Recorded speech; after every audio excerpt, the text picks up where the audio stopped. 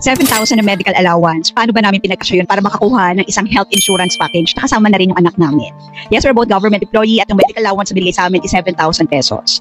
Kumuha kami ng health insurance package kay Quick Care. Pero disclaimer namin sa vendors na sponsored at hindi rin po paid collaboration. And ito nga po, kumuha kami ng starter package para po sa aming mag-ina. Amounting po nun is 995 pesos at ilalagay ko na lang po sa screen yung mga inclusions niya. And also sa asawa ko naman po, kinuha po namin is starter package. Yes, declare po namin na meron siyang heart condition. Pero after 6 months siya po magagamit yung kanyang condition. So meaning kailangan namin maghintay ng 6 months para magamit niya para sa kanyang health condition. And as of now, nakapag-download na po kami na dapat i-download para po kapag anytime na gusto namin magpa-hospital or magpa-confine, mag-consult sa doktor, ready to go na po kami. By the way, ano po ba ibig sabihin ng health insurance? Sabi po ni Google, ayan po sa taas, ang isa pong health insurance ay ito po yung pagbabayad ng regular sa isang insurance company para po maprotektahan yung ating financial against medical expenses. Ano po yung mga medical expenses na yon? Aside syempre sa hospitalization, doctor consultation, or visitation, and pwede rin pong surgery. And nakadepende rin po kung anong package po ng health insurance ang kinuha po ninyo. Sa amin po kasi ang MBL po namin or kumbaga yung limit na pwede nyo po magamit kapag nagpa-hospital po kayo or pag ginamit nyo is amounting to 50,000 pesos.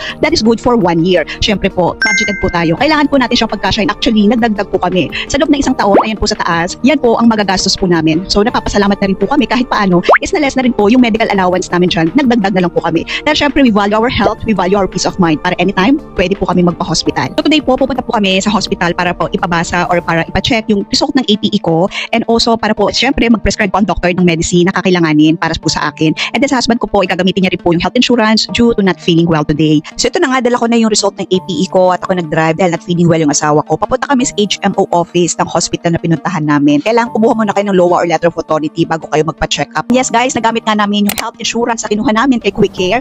Under PhilCare po siya ha. So Quick Care po is a health insurance marketplace na affordable at suwak sa budget ng health insurance packages. Syempre choice yun na po yan kung saan po ninyo gustong kumuha ng health insurance. In our case po, pinili po namin yung HMO package para kasama po yung anak namin. Para at least anytime na gusto namin magpa-hospital, magpapa-hospital po kami na walang iniisip na baka malaki yung gastusin namin. At least meron po kaming insurance. And just in case po na pupunta po kayo sa hospital, reminder lang po, as outpatient, kunyari po, pumunta muna po kayo sa HMO office ng hospital and bring one valid ID. And dapat alam niyo po yung certificate number ng inyong health insurance para po ma-assist po kayo ng HMO officer ng hospital para po bigyan po nila kayo ng letter of authority na yun po ang ipipresent niyo sa doctor of your choice. And then syempre, magpapacheck up kayo sa doctor and wala na po kayong bayad. And in our case po, ang mga gamot na lang po yung binili namin. Kaya po kung gusto niyo po kumuha ng Quick Care or health insurance package from Quick Care, ilink ko na lang po sa baba or sa comment section or description box kung saan pwede po kayong kumuha ng health insurance package from Quick Care under PhilCare na very affordable lang po. Thanks for watching!